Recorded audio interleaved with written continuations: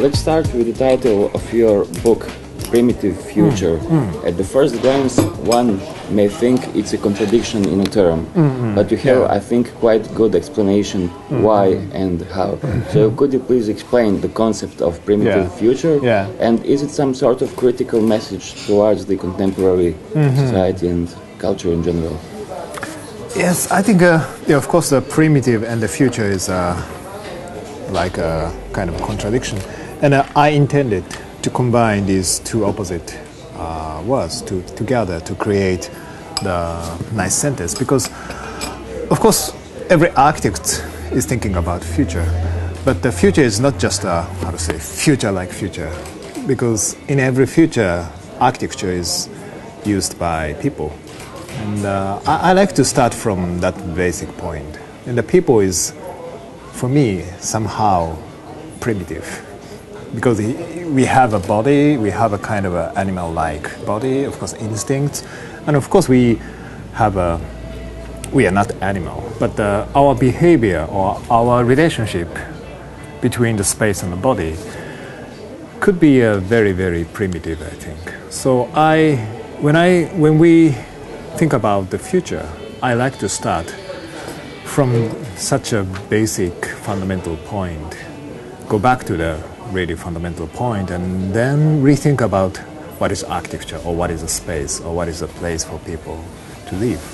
So to express, to represent such a very, very basic attitude toward architecture, I like to use the primitive future.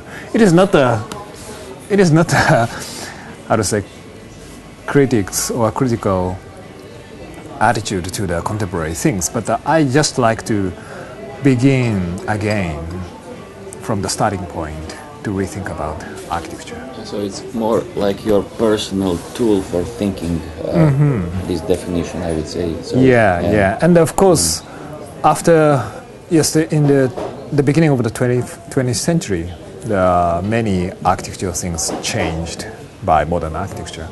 And but after 100 years, I think it's time to think again about the fundamental part of architecture. To rethink about the basics of architecture. Yeah, and of course, in the beginning of 20th century, we don't have any concept of the IT technology, or we didn't have any concept of the ecological things. So something different or something new happened during the 20th century. So we can include such a new concept and to innovate the new but the primitive phase of architecture, I think. And if I understood correctly, because I was listening to your lecture at Rice University, you explained that a primitive future actually you cannot translate very well into the Japanese, and sometimes you prefer to think in simple English sentences. Yeah. So is it true that you actually combine this primitive future first in English and not in Japanese? Yes, actually, yes. Yeah. And of course we have the translation of the, for example, primitive to Japanese or future to Japanese. But the very simple combination of the primitive and future is more clear for me, because the Japanese has a kind of a more ambiguous kind of things. So from the very first, I was thinking about the primitive and future in English. Yeah, and actually you started your practice of architecture by re-examining spatial concepts. You try to introduce some, let's say, new three-dimensional architecture which relates to the body in a different way than classical functional architecture. So could we return back to, I think it was 2001. Oh yeah. Yes, that project is now I call that project Primitive Future House. Yeah, but it's almost a prototype now for you. Yeah. that is yes. 10 years ago, about 10 years ago, I didn't have any real project. I just started my office, so I was thinking about I like to create some kind of a starting point or the prototype, like Le Corbusier's domino system. It is not realized, but it is a very, very starting point. So I was thinking about, I like to go back to the very fundamental relationship between the space and the body, and to rethink about for example, the floor, what is floor, or what is the furniture, or what is the kind of the room. Then I try to, avoid, or I try to be free from such kind of existing context or existing things. And but the idea is very simple: combine the architecture and the furniture together, and 35 centimeter steps we can sit on, or the double size 70 centimeter we can use as a table. So the starting point was very simple, not like our usual architecture. Then after the first inspirations, I was thinking more deep and deep to establish the fundamental concept of the primitive future. You say it's simple, but it's also radical, because you reinterpreted all the elements, all the traditional elements of the architecture, and blend them together into something which is in a way unity or integrated whole, because step is also a place to sit, and by sequences of steps and stairs you form subspaces. So I think it's quite complex also. So from it opens many different possibilities. Yes. So from the very beginning, I was really interested in the kind of a simplicity and complexity. And so the first inspiration is a very simple, like a childhood inspirations. But then I found such kind of a landscape, like the space could give us the creative possibilities to behave depending on the situation, various situations. So after maybe 3-4 years, I was thinking about the contrast or the comparison of the cave and the nest. The nest is, I think, the more more prepared space, well prepared space, like the functional architecture. But the cave is more not prepared space, but it has a landscape like many trigger for people to behave or to react. So it is both cave and nest is both are the very beginning things of the architecture, I think. But these two is very different, and nest like well-prepared space is 20th century functional architecture, I think. And then more not prepared, but full of inspirations, full of the possibilities to interpret or to react, could have a more rich experience for people. So of course, I just made the space design, and then afterwards I was thinking about what it is, and I got a new interpretation or a new concept from that project. So it is quite strange for me. But isn't it then also like more relation to the cave, because cave is there to be found and then explored how you use it, and nest, you have to somehow think what you're making. And it's also predefined regarding the function. And here you are offering completely open situation where people should discover by themselves how to colonize the space. I think this is the this is the big difference. Big things. And of course, if we prepare or if you make the completely open space, then it's kind of a flexibility of 20th century, but I think it's not so flexible. finally, it is just a big space, and people will be embarrassed how to use that. So, kind of not like a universal open space, but more landscape-like, full of many different areas. Now I remembered Lebbeus Woods, and I will quote him or paraphrase him, because he said, architects are very naive when they think that a space of, let's say, 12 square meters is appropriate space for sleeping, and a space of 25 square meters is appropriate for living, because it doesn't have anything to do with the dimensions of the space. So, would you agree with Lebbeus? He was quite lucid, I think, in this comment. And of course, the first inspiration of this kind of a many step house project was partly based on the Japanese, really Japanese typical situation, because we don't have enough space, so we have to be kind of a three-dimensional. So such a kind of a practical situation influenced me as well. Of course, because the conceptual or more logical thinking influenced me, but both the practical situations and the conceptual situations and my personal impression about the ideal space for people, such kind of a mixture created the concept. And this concept also reminds me of Yona Friedman's investigations. You know, these open grids on the top of the city, which are completely flexible and ready to be colonized in many different ways, which cannot be anticipated by the architects themselves.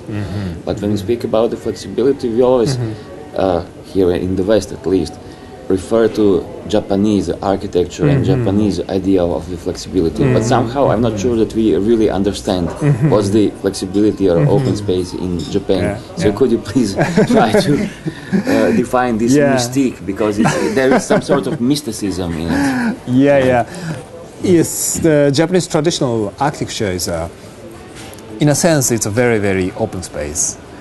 It has many wooden, very thin columns, and we have a sliding door to divide that open space in various ways. So I think it is somehow flexible, and of course we can control the boundaries between inside and outside by such kind of a sliding door. So we can control the size of the rooms. We can control the how to say, divide from outside to inside.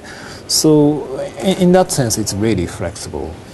But at the same time, I think I am more interested in not such a, how to say, movable flexibility, but because it's a kind of a, people can control the situations as they like. But I prefer, rather, people cannot control the space, but we could be more creative to react, how to react, or how to use, or how to find a new way to use reacting to the space. Could be more rich experience. So I think in my creative attitude, the Japanese traditional flexibility and some kind of a new flexibility exist together. But of course inspired by the Japanese traditional things. And I think that the spaces which you create are fundamentally non-hierarchical, which is to some extent also maybe related to Japanese tradition. Yes, and also somehow you don't work with perspective in a Western way of Renaissance way, but you have this overlapping of plans which you often deploy, for example, also in family houses, when you try to stimulate social interactions by different openings between certain spaces. So I think is the first point, the non-hierarchy space, is one of the, how to say, very, very interesting point for me, because the non-hierarchy situation could be inspired by the IT technology or information or internet things, but at the same time, for me, just a simple non-hierarchy things is not so interesting. So I like to create some kind of a, how to say, dense space, less dense space, more gradient. That situation is more, recently it's more interesting. Then people can select more, how to say, dark space or the open space, such kind of the landscape-like situation. Because more, because space is not binary, as you say. It's not just 0 and 1, but many shades in between, shades of gray, let's say. Yes. So it is, the real space is not the same as the internet. So I like to translate internet or the web-like situations to real space. Then we can recreate such kind of a new concept of the space. And so I think more like a forest-like space is more interesting for me. The forest has many trees, for example, trees, but it is not. It is like a non-hierarchy, but it has a kind of a different areas, various different space in it. So non-hierarchy, but not equal.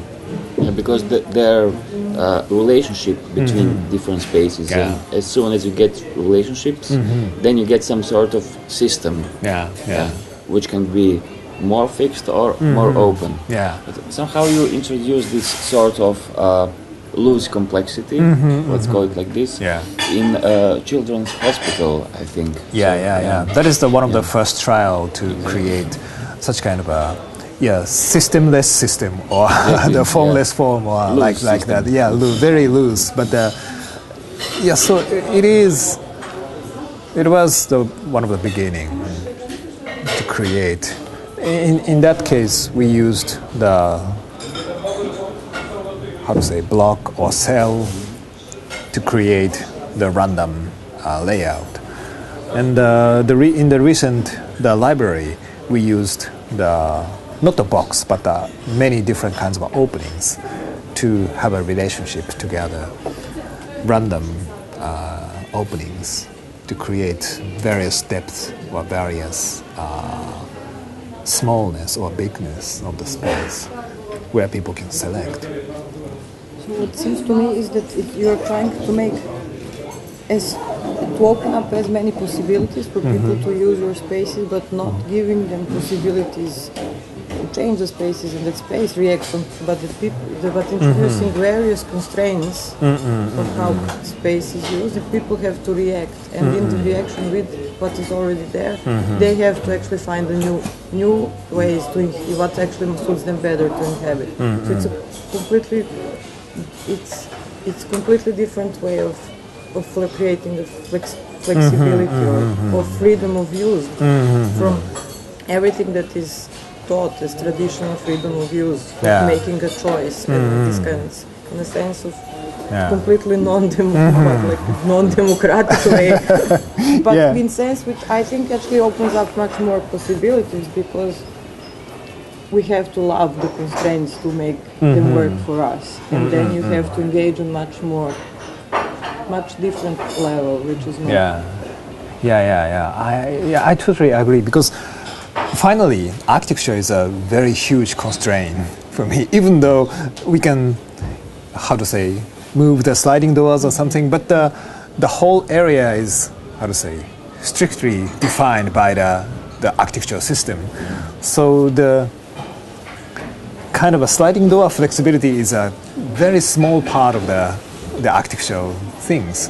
So I don't want to, how to say, cheat people. You are in the flexibility, but it is not flexible anyway. So I like to change such kind of a basic point.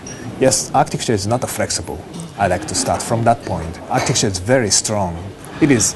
We couldn't change such a very, very fundamental point. Then, but if you are flexible in your mind, then you can behave according to your situation or according how many people you are with or such kind of things. So it's a kind of a drastical change of attitude.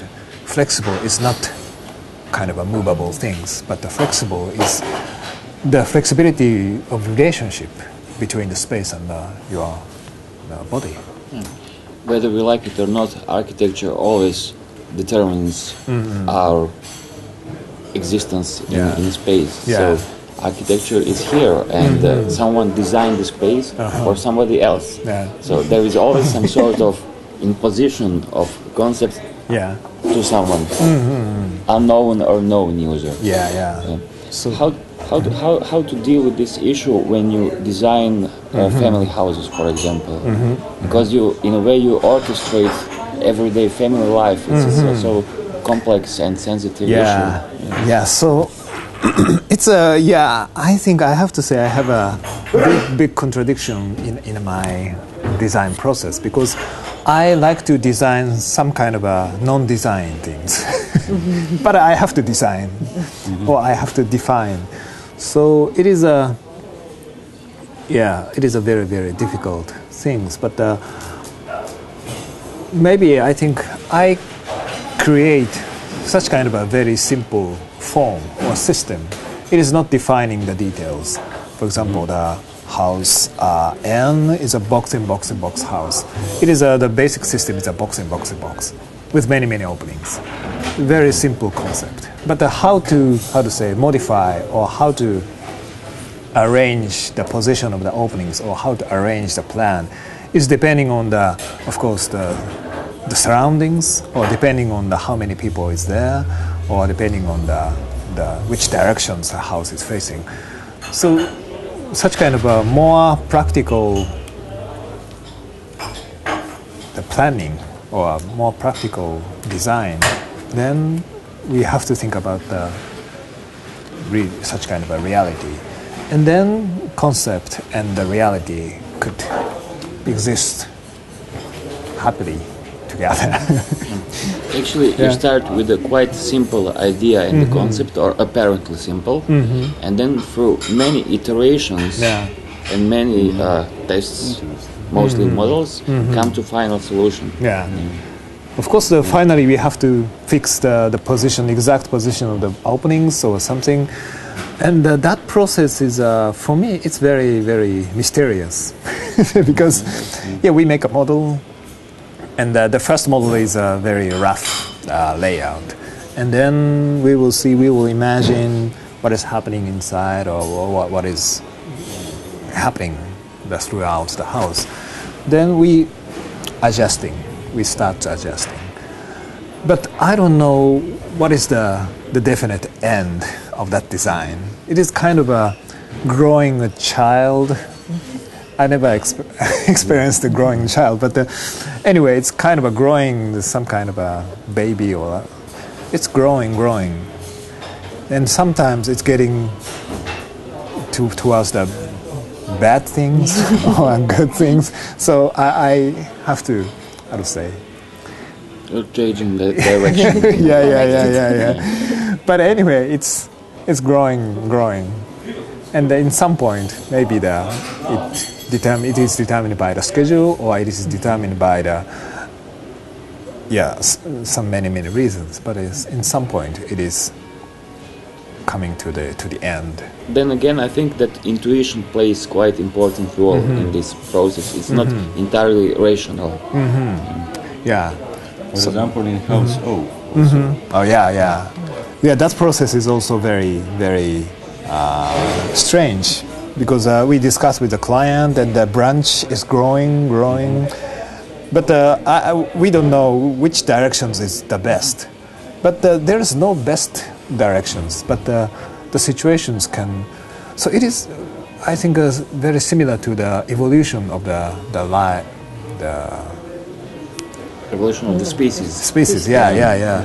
So I think, for example, the human beings is not the best, or the how to say the dogs or the birds, they are not the best as finally, but they are now best. I don't know. Yeah, at this point, yeah, this is the level of the evolution which we have reached. Yeah. So yes, we human beings is now.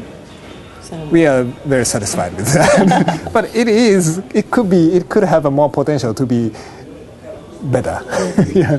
So it is very similar to such kind of a process of evolution. To be less fragile. But you say we all the time, and then it's also it's all about like intuition, where it is, and how does then this collective intuition happens? Because you talk we all the time about your process. It's never you, and a lot in your architecture is giving up of a traditional ego of architects, the one that defines this is what is best, and you say, well, this is what it is, and then you so and then you always talk about we. So where that is in the such a complex, collective intuition, because it's such a collective intuition. I have to say, but I have to say, we have a kind of a not an ego decision, but the reality is I have my ego. And yes, I think I am using we, not I. But that is not my strong intention not to use I but we, but it is because my English skill. So we is more comfortable for me. Not I, but we. But of course, I have my office is my office, and somebody should decide which way to go. So we all touching the models, but at the same time, I myself will decide this is good or this directions could have some potential, or this directions has less direction. Such kind of the decisions is very necessary. So in that case, I myself is a very egoistic person. Everybody can have their opinion, it's okay, but the final decision is done by me. But then again, speaking about the end result of the process, you said that you like or prefer or want that the end result or the house itself is beyond artificial. Could you explain this idea? Yeah, I hope it is related to the complexity or simplicity complexity. And I think, for example, before 20th century, the artificial things, it somehow should have simplicity because the range of the informations people can control is very small. So we have to use the straight line, or we have to use the 90-degree angles to control the situations. But now we have a new technology or new spirit or new mind or new everything. So I think more complex situations people can control or people can, treat with. And then the most, I think, for me, the most complex things is natural things. It is beyond the artificial things. So I try to get close to the more natural complexity than the usual artificial simplicity. And of course, in the process of to create such kind of a between artificial and natural things, we should have some kind of a simplicity and a complexity together, not just a chaotic complexity. So, to combining the very simple concept or simple starting point, and then to create somehow complex or rich things, then we could have something beyond the usual artificial things. And that is, I think, something new.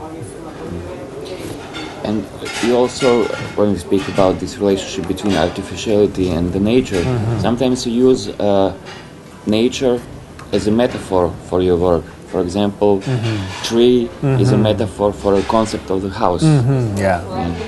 Yeah. So in a way, you introduce these elements from nature and develop a concept out of it. Yes, that is one reason. Is I was born in northern part of Japan, and that area is a really countryside area. So in my childhood, I was just playing with in the forest.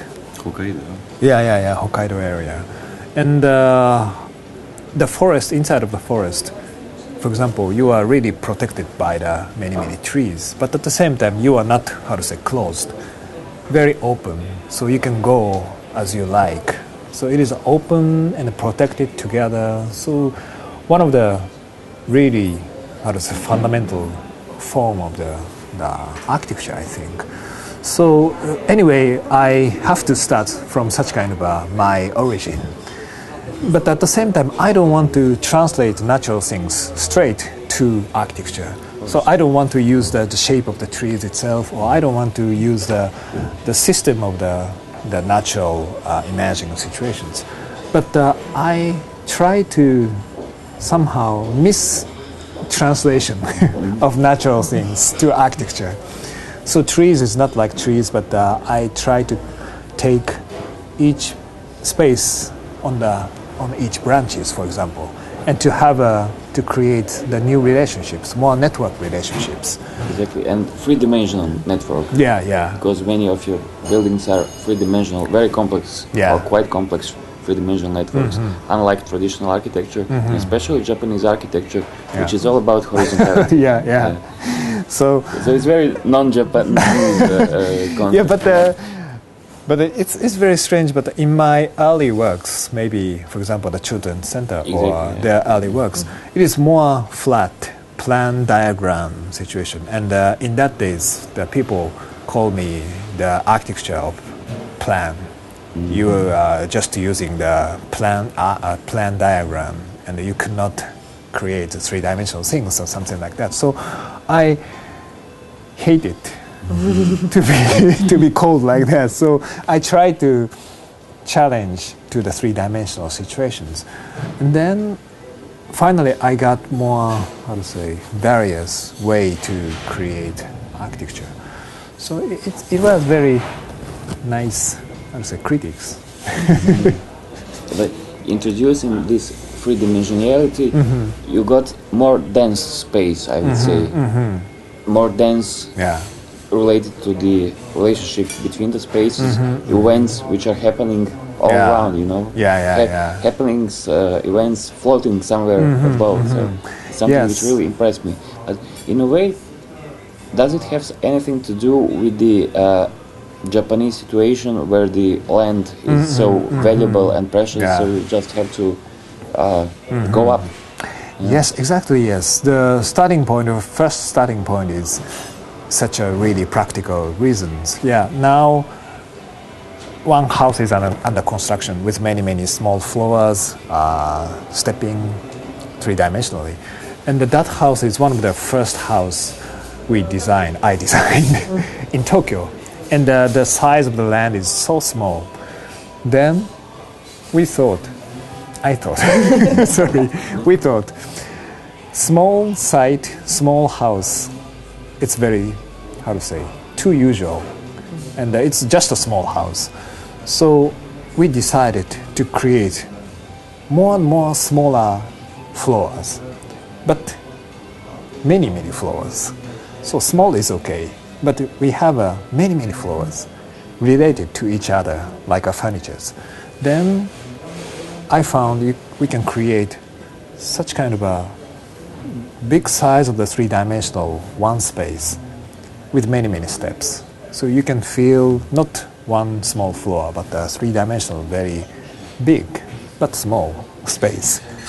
And but you have many different levels, different size of the floors. Then you could have your own, how to say, various different areas where you can select to be.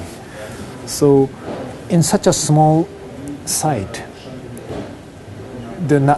for me, the best strategy is to maximize the smallness or to enjoy the smallness and not, how to say, to make a maximum small floor, but to have a, how to say, to add the different dimensions, I think, to three-dimensionally, yeah, like that. And of course, yes, the starting point is the smallness of the site, but I don't want to, how to say, limit it in such a very special situations. But I try to create more common strategies for architecture itself. So, yes, many small floors could be the, how to say, nice strategies even for the big site, big house, because it is depending on or it is based on the basic comfortable feelings for people or basic comfortable relationship to the space. And the idea of the comfort in Japan is quite different than in Europe, for example. In apartment house in Tokyo, you introduce the concept of the flat, where you have to go outside to exterior in order to go to other room or whatever. So that is it accepted by the users? They're okay with it? Yeah, in a sense, it's that is a rather, how to say, exceptional case, that Tokyo apartment. But in a sense, the comfortableness in Tokyo is a little bit very strange. I found, I was born in Hokkaido. Hokkaido is a very big space, open space. But in Tokyo, really crowded, small space, small paths. But I found it has some different kinds of comfortableness. It is not, how to say, stuck in a small space, but a small, cozy space, no end, continuous throughout the Tokyo, a whole area. So in Tokyo apartment, I like to recreate such kind of a Tokyo comfortableness in one apartment house. So each house unit or each house shape box is very, very small. But the connection or the relationship could have a more, how to say, various potentials. So you can go up by ladder or you can go out to step up to the upper house shape. Then it is not just a small one space, but you could have many various possibilities to walk around in the house.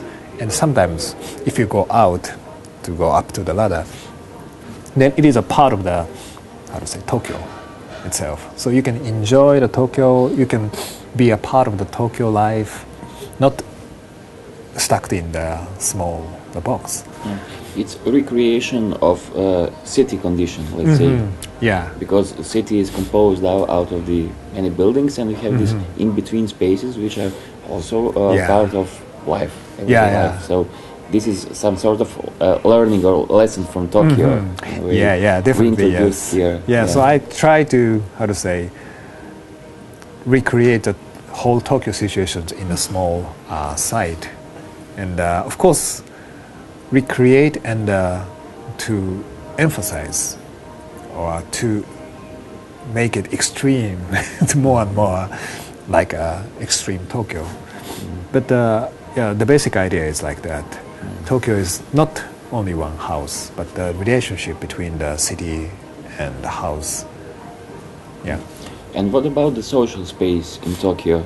How does it work? The streets? And these in-between spaces? It is somehow, for me, it is... Oh, this stopped. No, this one is still It's okay. It is somehow very interesting for me when I moved to Tokyo for the first time. For me, of course, I have a very small, the small room. The room is so small, but when we go out, then the street is so small as well. Everything. Yeah, everything is so small.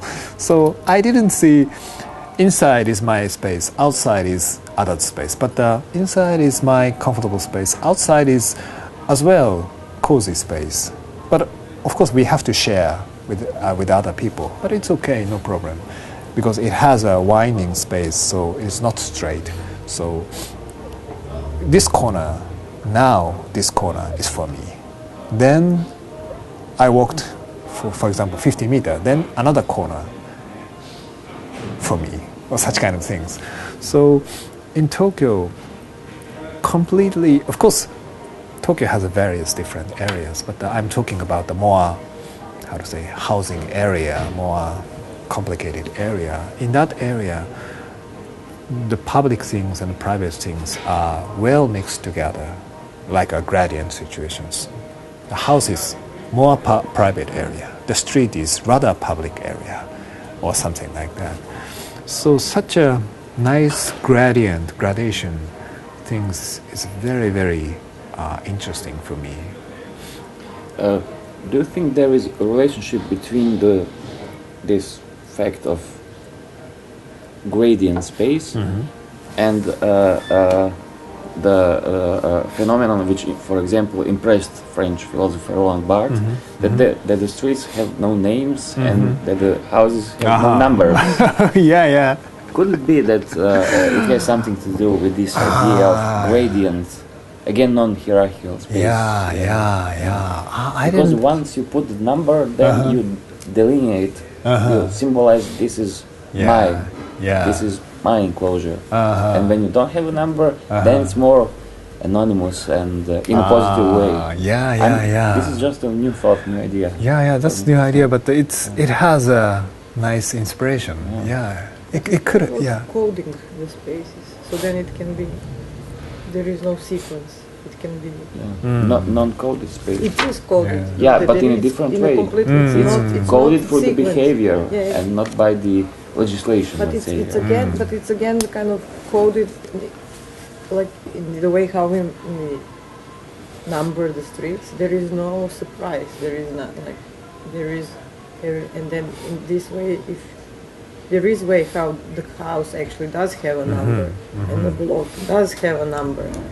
It's just that you have to engage so much to understand how it works, but then you actually understand also how it came to be. So in this coding, it's like coding species in it. That's when I was in Tokyo. That somehow I felt as if every block, because the way how it's defined with the name of the whole area and then this one part and then the number of the block and then the whole. It's like how subspecies are. Like that's right, but more neutral. That is one reason, I think. And another reason is that Japanese house is a kind of a detached houses. So it has minimum 50 centimeters space between the house and sometimes 1 meter gap. Then 1 meter gap is very similar to the minimum width of the street. So the gap between the house and the street is not so clearly divided. So sometimes the gap of the house people can use in their daily life usage. So there is no definite street in that area, but street is rather wider, open space, and this path is narrow, but you can go through. Or this is too narrow, you cannot go through, but the cat can go through. So in Japan, yes, and that is why the street, I thought, has no name, because street is just an open space. It is not defined before the houses, but after the arrangement of the houses, that area, the street area, happened to be a wider. So it is somehow, yes, that kind of a system of the address shows how the Japanese city, the old city, created, and how the house and the cityscape are mixed together. It is very nice. blend.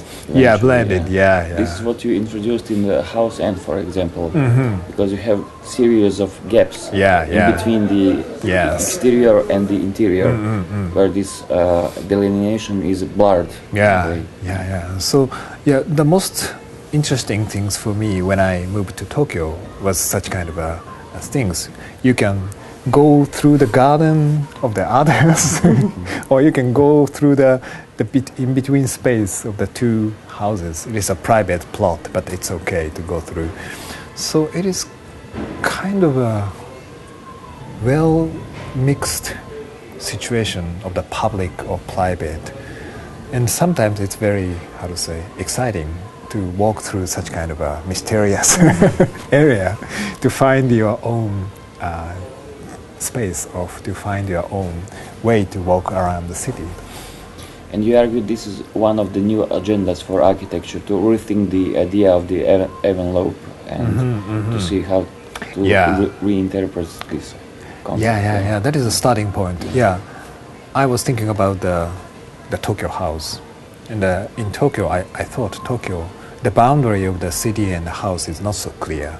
So I try to blur the boundaries by the layers, and that layers concept is from the more traditional Japanese architecture, but it's okay. It's kind of from the city to the house. We have a gradient, the layers, and then, of course, that's related to a more fundamental aspects of the architecture, because architecture should have a boundary.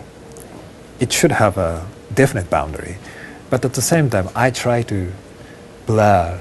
When we could blur the boundary, then it could be a new concept of architecture. So I combine such kind of a fundamental architectural things and the Tokyo situation together to recreate such kind of a blurring boundary house. That is how I started from the very special situation of Tokyo to more common architectural things. And that is very nice. And I think that the library in Tokyo is also about the blurring of the definition of the inside and the outside. But here you deployed this quite complex idea of the spiral.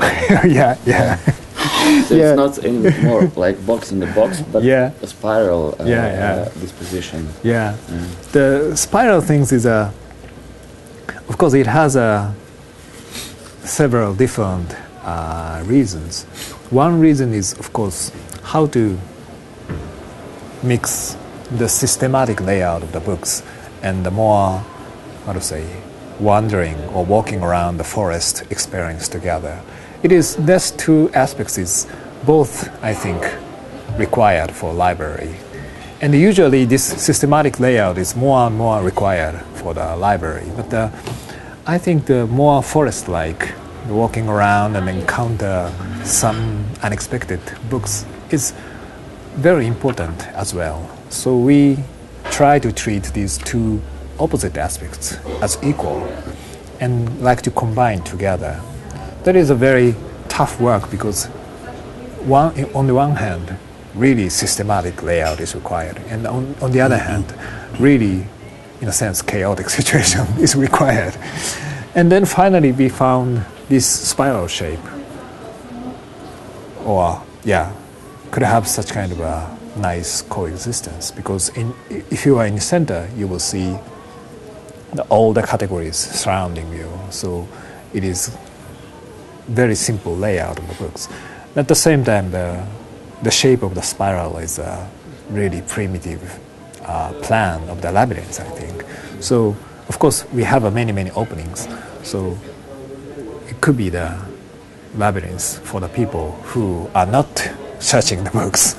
So it could have a nice coexistence. But at the same time, I was thinking about the library is so huge and so complex. But when that complex library is made by only one bookshelf, it could be a very funny thing or a very nice thing for me. So it is not necessary to be a spiral, but it could be the many different circles. It's okay, or box and box and box. It's okay. But in this library case, I like only one long bookshelves could create the really complex library. That idea is really, how to say, fascinating for me. So finally, yeah, I used such a geometry. And you also somehow tend to put some restrictions to yourself during the design process, since, for example, in this case, the whole building is done only by one element, which is a bookshelf. In many other cases, okay, you have just one footprint, just a square which is multiplied, or then architectural language, just white walls. So somehow I think that you deliberately set or choose basic elements and then work with them. Yeah, but in a sense, I like such kind of things. But on the other hand, I don't like. Because in the library case, it's okay. Only one long bookshelves. I think I like that ideas. But for example, one cube with random layout. That children's center is designed 5 years ago, I think. And at that time, that is the maximum, how to say, complexity I could create. But I like to go beyond the same cube layout. If these each, how to say, boxes could have a different shape, the complexity is really, how to say, increasing. Yeah, it would be almost chaotic. Chaotic. But I try to treat more such a more situations. I don't want to restrict. I just use the same cube. I don't use other things. I try to treat, or I like to go beyond now. So I don't want to, how to say, restrict myself. In this case, I just use white wall, or in this case, I just use this one shape. But I like to be more free to do that. Because, for example, here you have only one section, one type of section. So you always reduce to one element and then and the white color. So after this Tokyo apartment, my, how to say, impression or my intention to use more and more different elements is very, very increasing. So of course it's okay, it's not so bad, and I'm satisfied with this, but we can go beyond. So I like to try, but it's very tough to use different color or different textures or different shape. It's very tough, but this building, the library, is incredibly beautiful. Is it a side effect? Do you consider the notion of beauty of being nice, the building, or you just think about shapes, about honestly, the rational part of the of architecture? Honestly, I like to create something it's very beautiful. So in my, how to say, process to judge each process, my decision is partly done by, how to say, this is beautiful or not. But partly, at the same time, partly done by, it is beyond such kind of a usual concept of the beauty or not. I like to go beyond, or I like to create such kind of a new concept of the beauty. So somehow, honestly, I like to create such kind of ugly things. But the ugliness, such ugliness, which is will be accepted as beauty, in the future. And when you look at your diagrams, for example, they're extremely simply drawn, almost like a child's drawing. Yeah. In a way, we can find similar strategy even in some other architectural practices in Japan. How come? This new simplicity and directness and I like basicness. Yeah, I like such kind of a simplicity. But recently, the 5 years ago, as I said, I was doing more plan-like things. So it's more easy to draw in the diagrams. But recently, it's more three-dimensional. So it is a little bit hard to create such a simple diagram. But anyway, the concept itself is very simple. The one spiral or the many different steps. So such kind of a simple strategy or simple form, and at the same time such simplicity could have a enormous complexity. So the coexistence of the simplicity and complexity is the basics of my architecture, I think. So not just a simplicity, but not just a chaotic complexity, but the both is very important because of the simplicity, people can understand what is happening in there. So people can understand why this kind of a complexity is created, or people can re-understand or retranslate such basic concept to different realization. So such a influence is, I think, very important for architecture because we have, of course, I myself got an influence from the ancestors, the meisters of the architecture, and then I translate in my own way for the future. So in such a meaning, I like to create the simplicity and complexity together. And even for me, it's very important because if we create such something, then I think, what is this? Then I understand. I took such kind of the form from this complexity. Then I use this concept or simple the form to other different things. So we can, develop the ideas in a different way more and more by using such diagrams, or the keywords is also very important, the gradient situation. So in this process, so then diagram comes, when the diagram comes, is it comes as something after you make like as a kind of explanational tool, that so it's actually made not for in the process of design, but more like after the design was done to understand what, and then is a kind of a summing up of what was in a sense learned during one process and then to basically I would add it's a process of self-reflection. I think when you explain yourself what you actually did.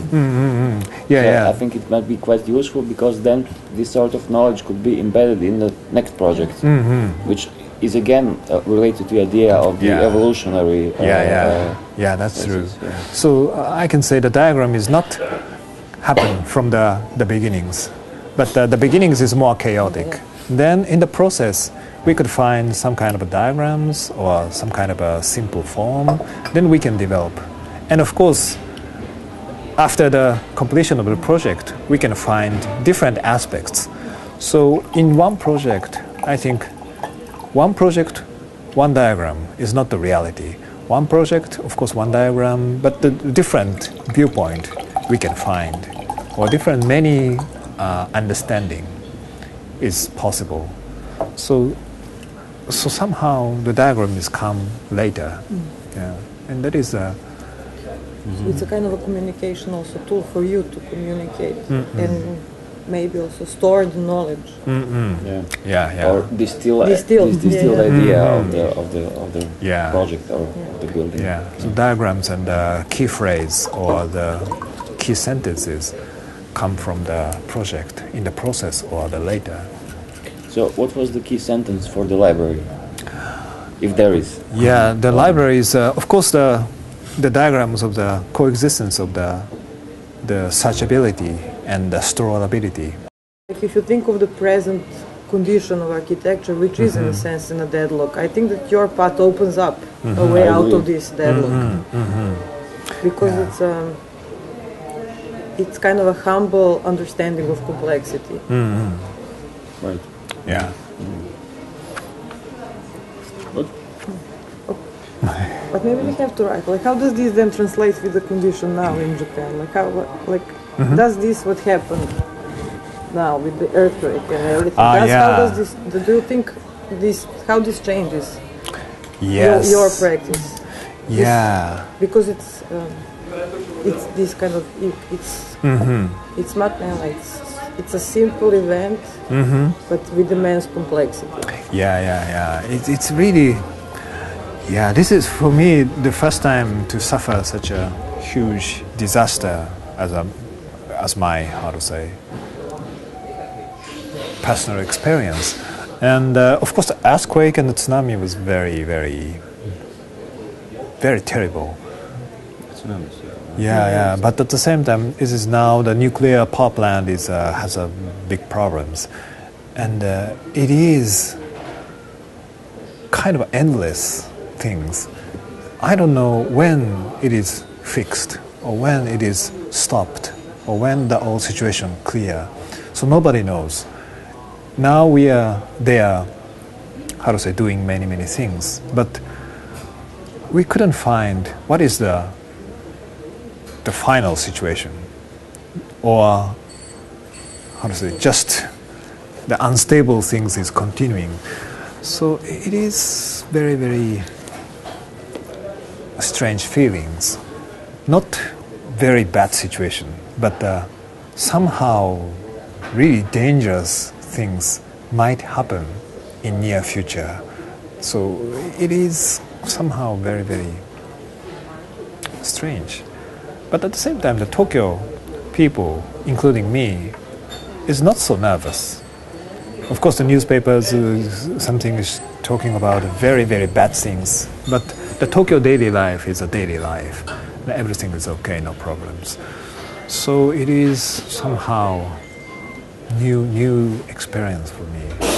But and at the same time, the tsunami area is a kind of a huge disaster. The one city disappeared or something like that. So we have to do something to that area. So it is somehow, we have to do the big challenge. But anyway, the situation is now calmed down, and we restarted. But it's terrible.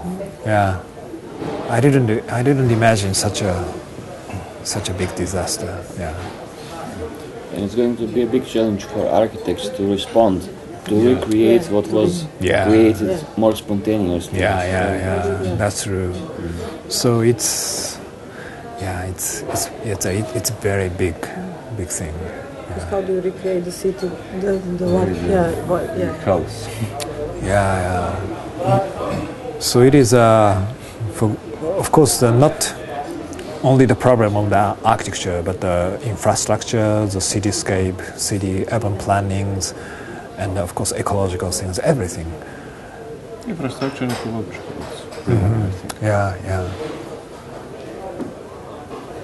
I think that it's good that you did a lot of translation of what is Japanese city in your project. So then there is in your project. So then it's also kind of but this feeling of yes. But at the same time, Japanese architects has a kind of a powerless feelings for urban situation, because Tokyo is, how to say, moving, growing day by day, and architects can do only small plot. Of course, we can propose the urban visions, but it has no power for the reality. So somehow it is a kind of a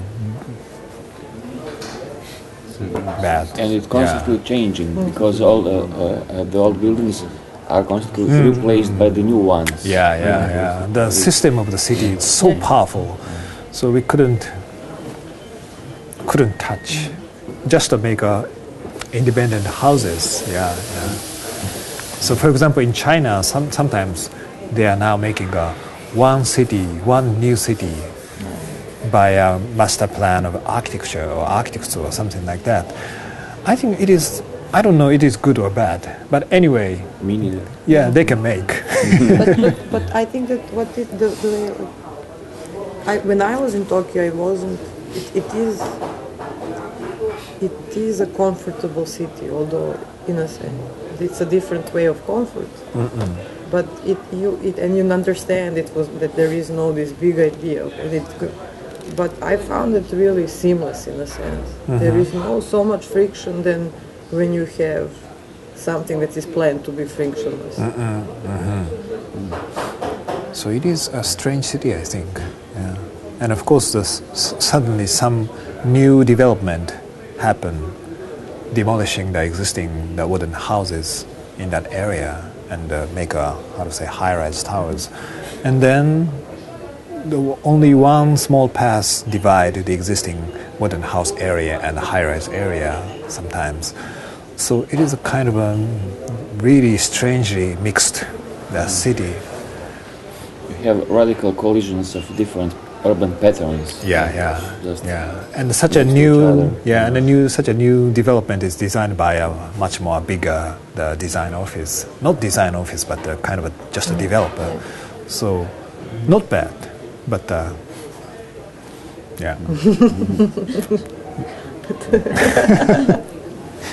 And actually, the only thing which is totally stable in Tokyo are parks. This is something which doesn't change in its form and position. They're always the same. They are stable structure. And in between the parks, the urban tissue is constantly changing. So you have this peculiar inversion that the solid is changing and the void is stable. It's very strange. But I like such a mysterious part of Tokyo is existing, because anyway, the basic infrastructure or basic framework of Tokyo is based on the Edo period. So it is kind of the samurai period. So now it's a really modern city, but the basic street or the layout is definitely defined by the Edo period. So we have a very strange past, not so it's very nice. There is no this radical, this modernity came from the process. There is no break. Definitely. And the Edo system is depending on the landscape of that area. So it is based on more and more, old structure of the landscape. So it is, in a sense, it's nice mixture of the natural things and artificial things. What's amazing is the area between the city and the Emperor's Palace. This huge park. It's so huge, it's quite big. And it's a place for the people who have no other place to go. I think it's called like that, one part. So homeless people come there and they stay there and actually enjoy the nature. Around the Emperor's Palace. And enjoy the cherry blossom in the spring. It is a very one of my favorite area. On the right hand, the modern buildings, and on the other hand, very, very old castle and the water area. It has a strange feeling, in a positive meaning.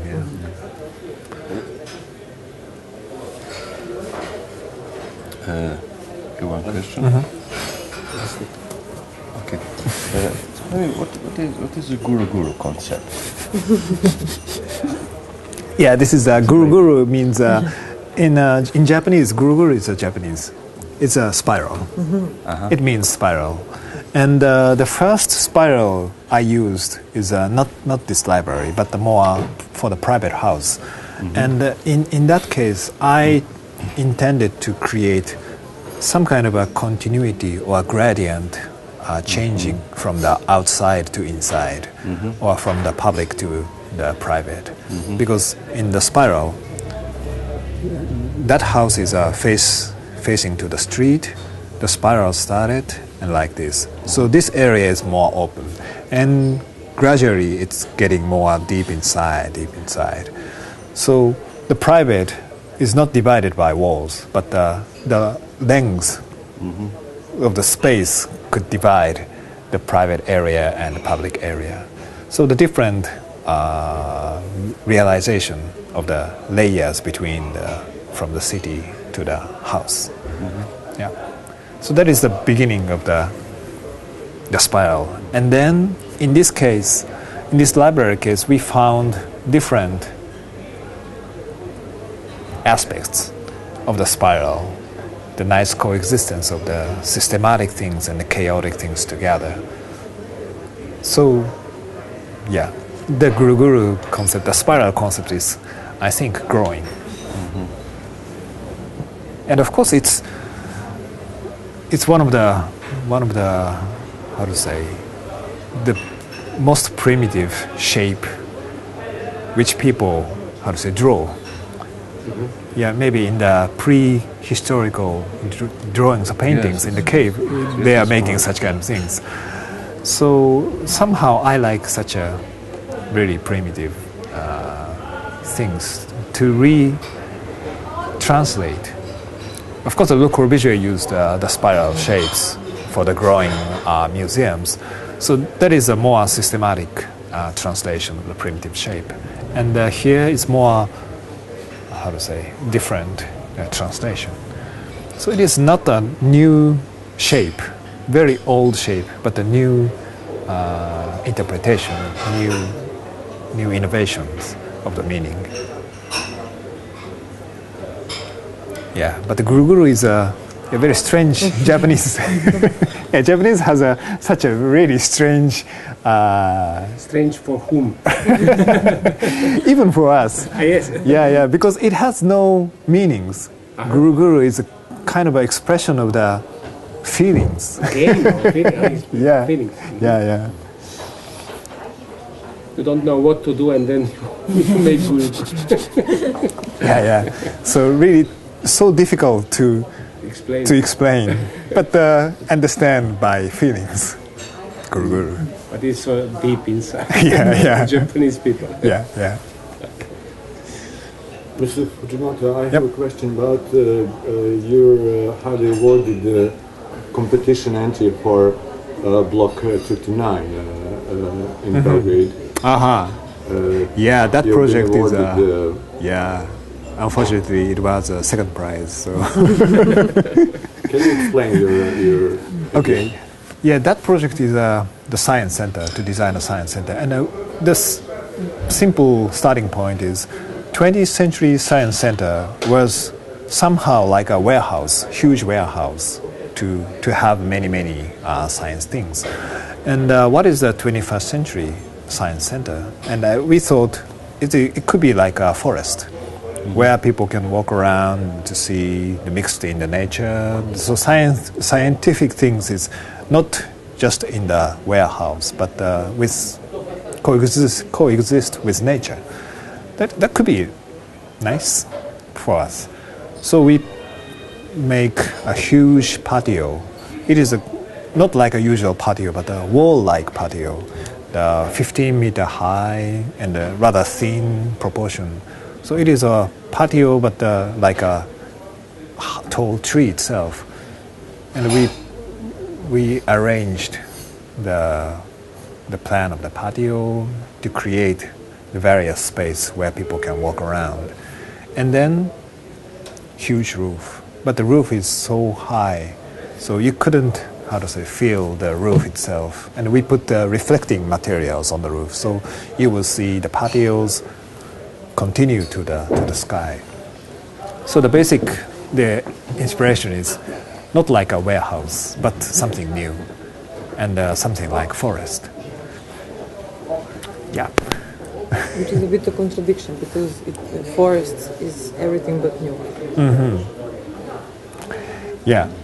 So the forest is the concept when we do the library, and this library forest is more intimate forest, and this science center forest is more like a forest. So in my mind, somehow such kind of a contradiction of the forest, artificial forest or natural forest or in between things, and I'm now designing an art museum in Shanghai. It's a private art museum, private but very big. And for the entrance of the art museum, it is somehow the renovation of the old warehouse. So the exhibition space is the warehouse, and we designed a big entrance space. And the entrance space is like a forest. And it is not the usual, it is not the artificial forest, but using the usual trees. So many trees. So from outside, it is like a real forest. But we use a glass, how to say, very simple glass walls to create the inside space. And the roof is glass. And with many patios again. So the trees is from patios, but we have many glasses. So reflection and real trees could create the more, how to say, emphasized or more maximized forest. Yeah, forest beyond forest, like things. Is it a forest that becomes a cloud? Yeah, in a way. Forest cloud, yeah. Like that. But now you have to explain also the concept of the cloud, which you haven't actually touched. Yes, the cloud is, in a sense, it's kind of an ideal architecture, I think, because it has a less boundary, but it has an area. So, and it has a gradient, different variations of the dense area, less dense areas, bright area, rather darker area. So cloud is like that for me. So how to create the cloud-like things is a nice challenge to, to inspire me new architecture. Yeah, and the concept of the cloud, it derived, or it came from the Japanese tradition of representation, of graphic representation of the space. Yeah. Where at the one picture you have events which are taking place at different times. It's amazing. It's a very typical but very strange paintings of the Japanese tradition to create the whole area is covered by cloud, and the rest through the cloud you can see various different scenes. So for Japanese people, cloud is like that. So it could provide the framework for your experience. So it is the whole thing is defined by the cloud, but the cloud itself is almost white, so nothing. So nothing like things could create the basic framework for your experience. So it is very nice inspirations. You also kind of go back, because you're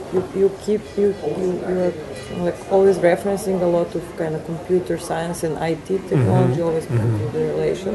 And I think that this cloud, how you describe it, really relates well to the cloud computing. It's blurry, it has boundaries, but you don't, and then it gives you a framework to work in or to experience. Like swarm intelligence.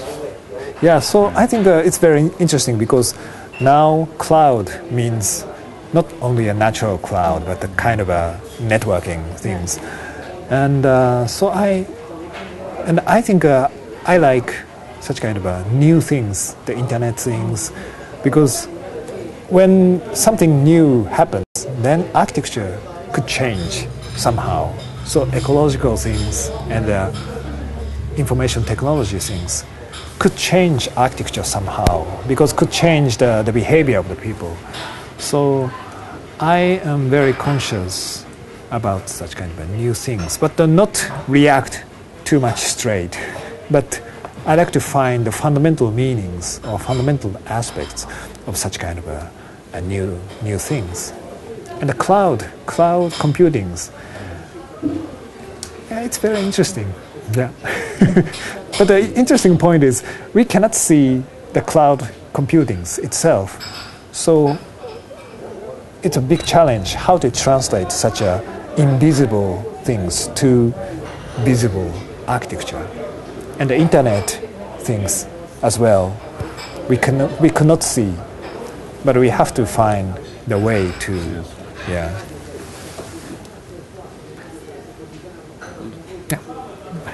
Thank you. Okay. Thank you. Thank you very much.